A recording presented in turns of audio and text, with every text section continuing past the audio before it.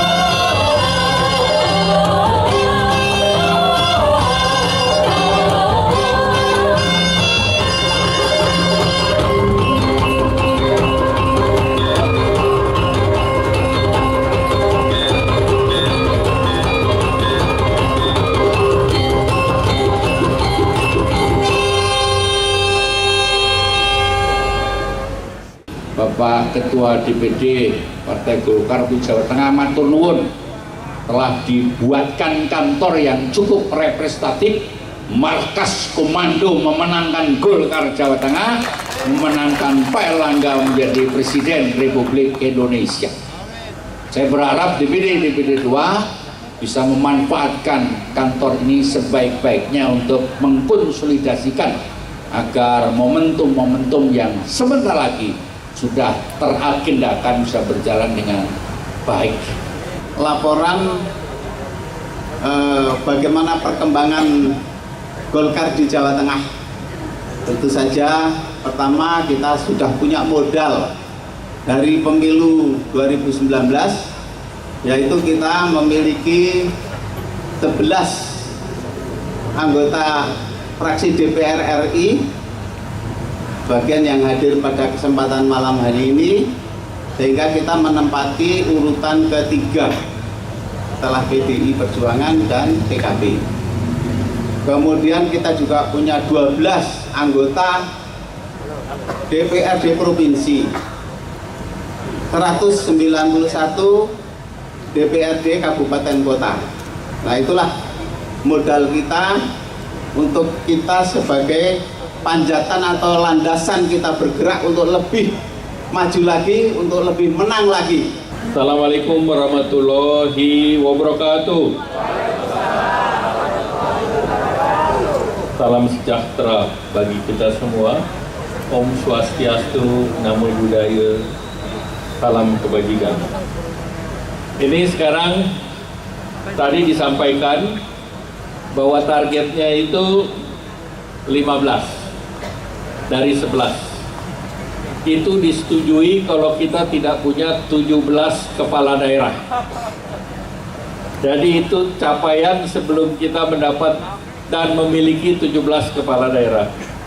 Jadi kalau kita punya 17 kepala daerah, maka targetnya sama dengan DPRD provinsi, yaitu 18. Siap? Tangguh? Kita ini mau menang. Jadi kalau menang itu minimal target legislatif kita 20%. Oleh karena itu 18 itu harus menjadi target. Karena kita tidak mau hanya dari nomor 3 ke nomor 2. Jawa Tengah ini pernah menjadi basis Partai Golkar. Betul?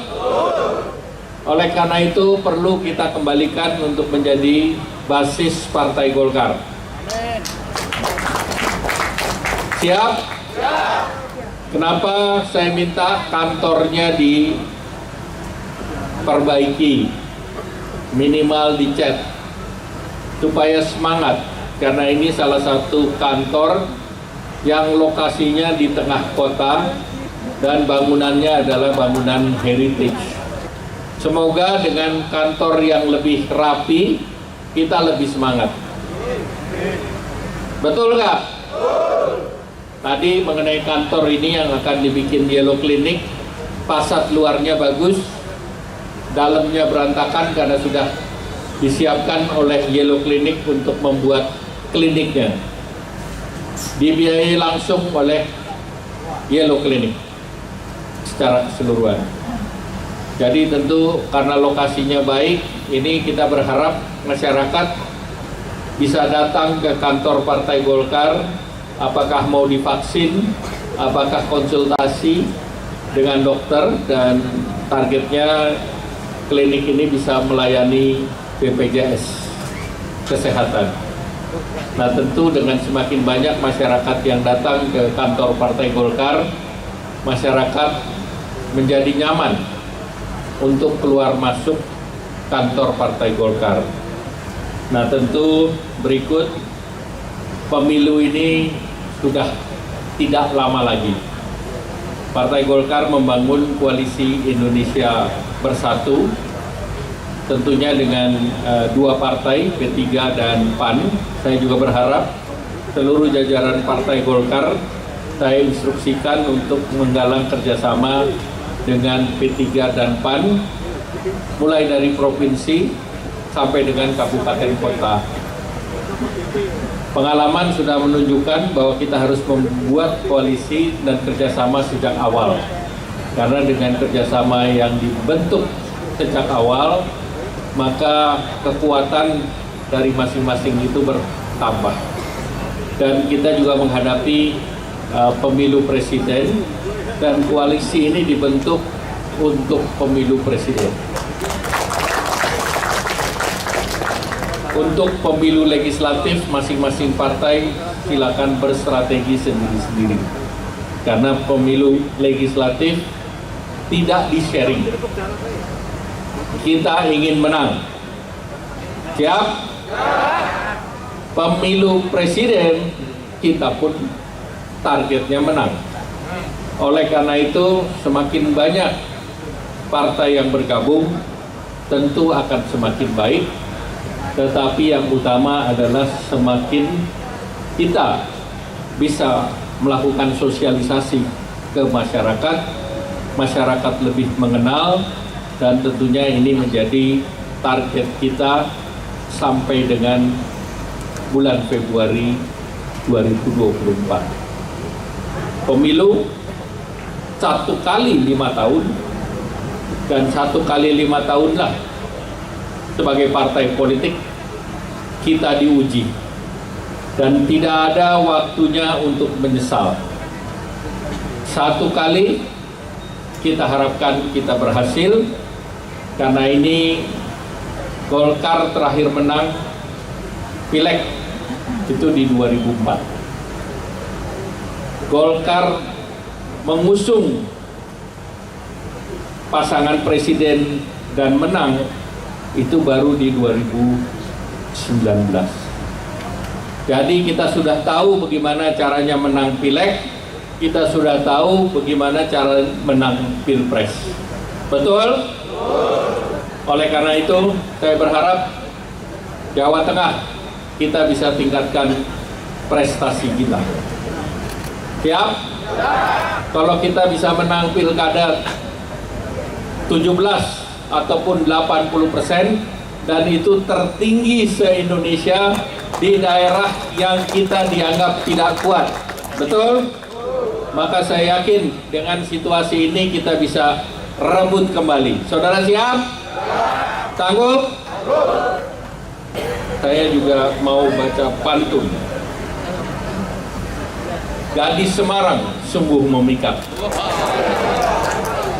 Kalau disapa senyumnya lepas. Jika Golkar ingin maju dan kuat, ayo jaga soliditas. Merajut kain bahannya benang. Memasak nasi bahannya beras. Beras itu ininya Pak Bupati, pantunnya Pak Bupati. Jika Golkar ingin maju dan menang, semua kader harus bekerja keras.